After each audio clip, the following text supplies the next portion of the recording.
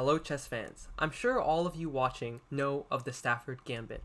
But a lot of people are turned off by the Stafford Gambit these days because a lot of people know how to counter it because it is a pretty popular gambit.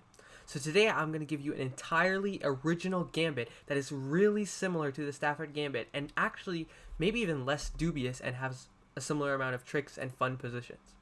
So let's look at the gambit. So the gambit starts with e4, e5, knight f3, knight f6, and knight takes e5, which is the Petrov defense. And here we play the move d5.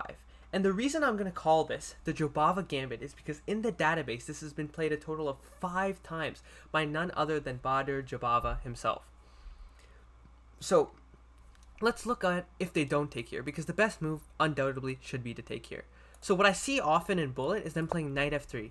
But this is actually just a losing move pretty much, because after dxe5 we get a tempo on this knight, and if the knight goes back here, which is the most common move, well, as you can see here, black is virtually winning. He has a pawn here, a knight developed, white's pieces are all in the back rank. If we can get this from a gambit, this is absolutely amazing.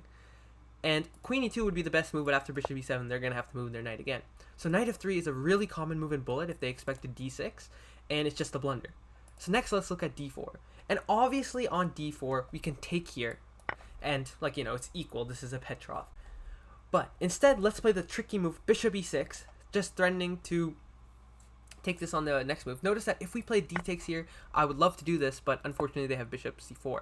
And that's why we play bishop e6, so that after d takes they don't have bishop c4. And so here after takes, queen takes, the most common move is knight c3.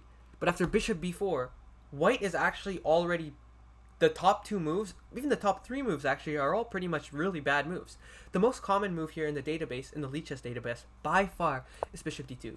But take a few seconds to see if you can find the move that pretty much refutes this move altogether. So the move is just queen takes d4. It's just a free pawn because, they left the defense.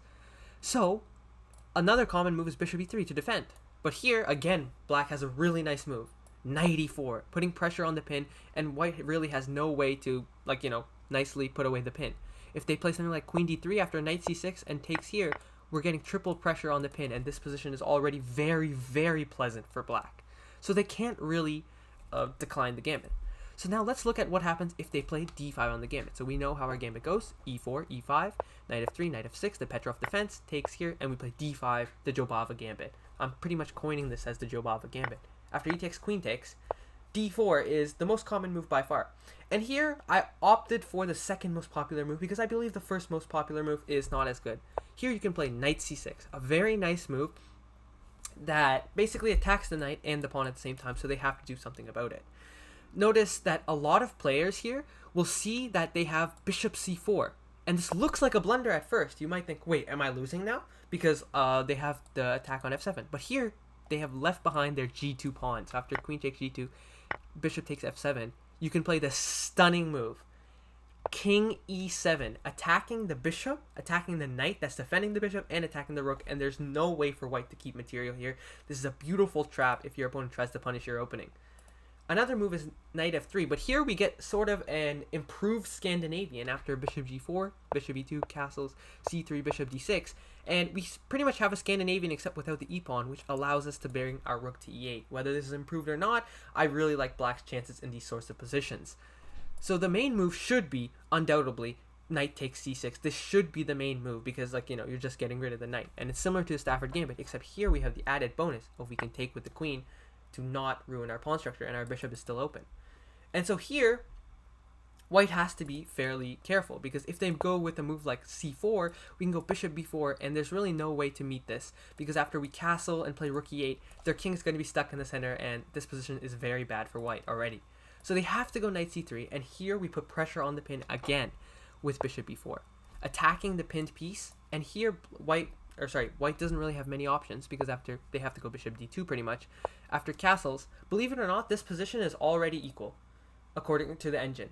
Sorry, it's not even equal. It's actually -1 from white seemingly doing nothing wrong at all. And here after queen f3, let's say, we have rook e8, bishop e2, and see if you can find a very nice move here for the black pieces. Black has only pretty much one move that wins.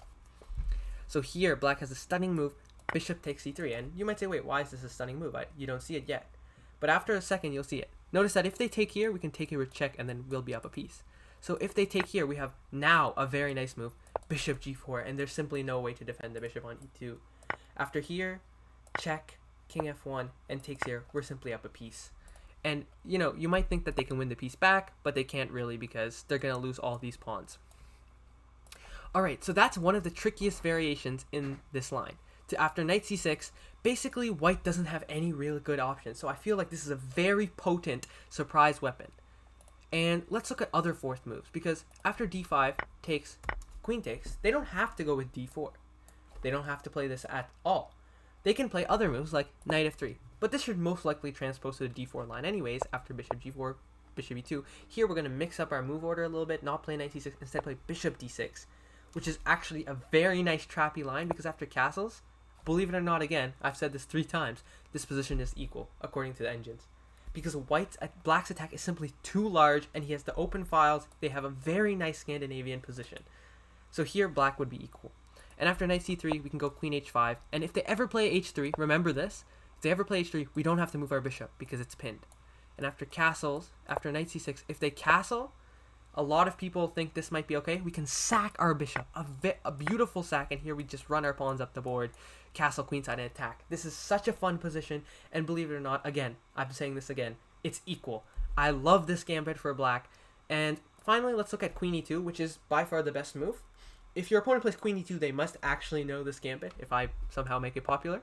So we're going to go bishop e6 because we don't have anything better to do. And after knight c6, we have to be careful about where we put our queen. The main move in the database, at least from the Lead Chess database, is queen a5. But this is a blunder because it allows queen b5. And we're trading queens. We don't want to trade queens when we're down a pawn. So instead, I recommend bishop d6. And here, your opponent will more than likely, they can't go d4 because you just take it. So they're more than likely to go d3.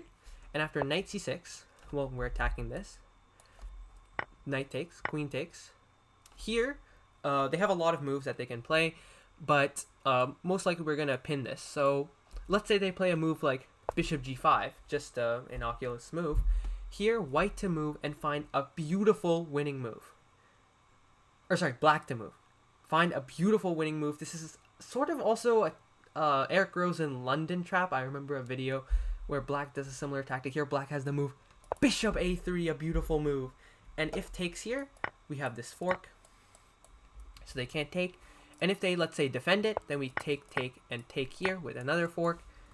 And if they go back, if they go back here, it's another good move. We can take, and another fork. And we would be winning back our pawn. So that is one of my favorite lines, gambit lines. And so now I'm going to ask a friend to play me in this gambit line. And we'll see what happens, because this is one of my favorite gambit lines. I've shown you there's so many tricks, and I am really happy to see you guys with this. So now we're going to go into my game scene. So now I'm going to be playing the game, and you won't see my face cam, but that's okay. I'll have to rematch this one. And we're going to be playing the black pieces. So my opponent plays e4. Let's play e5, knight f3, knight f6. Knight c3. Okay, I insist on the gambit. Let's go d5. Okay, there. And how do we keep this with our gambit? Okay, let's go e4. Let's just transpose to the Elephant Gambit.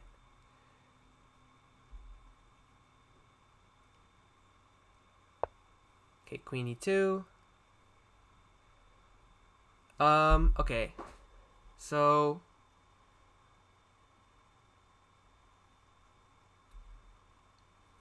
here we have a few moves we can play. I'm thinking the best might be bishop d6 and ideas of bringing the rook to the e file. Okay, let's go bishop d6. Unfortunately, we weren't able to play our gambit, but so be it. Okay, here they go, knight takes e4. Let's castle.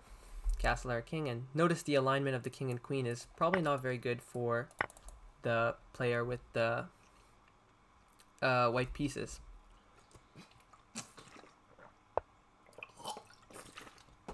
Okay, they go queen there.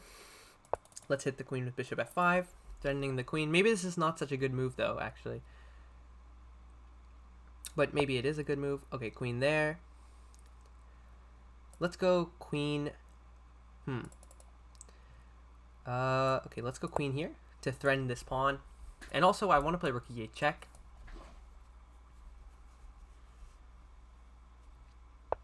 Okay, bishop d3. I think that just blunders takes, queen takes, and takes here. Or I could take here immediately, I think, actually. Takes here immediately. That looks good to me. Don't see any problems with this.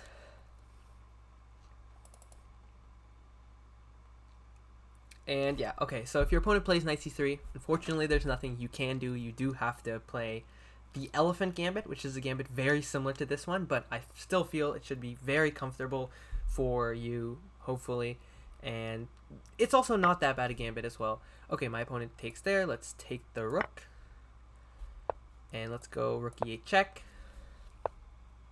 Let's take the knight. And okay, let's take the bishop too. So we just grabbed pretty much all my opponent's material. And okay, they go there.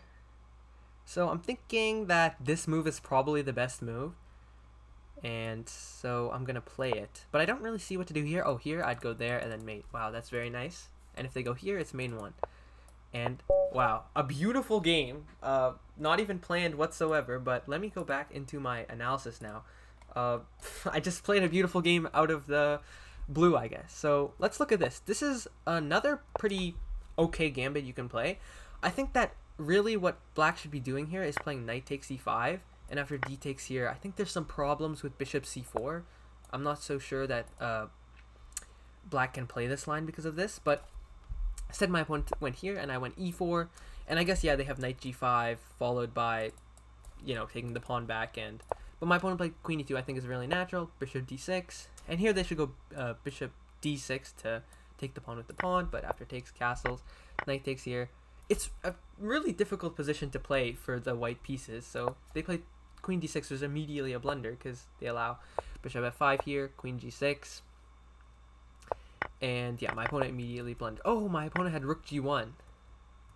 My opponent had rook g1, yeah, so I should have taken here first, because after here, they have a mate threat. I probably would have blundered this, to be honest. I have this, takes on g2, and rook e8 check. Wow, beautiful move. And after here, I'm picking up a lot. Oh, I'm picking up the draw, I guess. But, you know, my opponent was the rating he has, and then I had mate. So that's the end of today's guys video. If you liked the video, please remember to leave a like and subscribe. And I highly recommend you try this gambit out. It is so fun. I've gotten so many nice wins with it, and basically nobody knows of it. So I'll see you guys in the next one.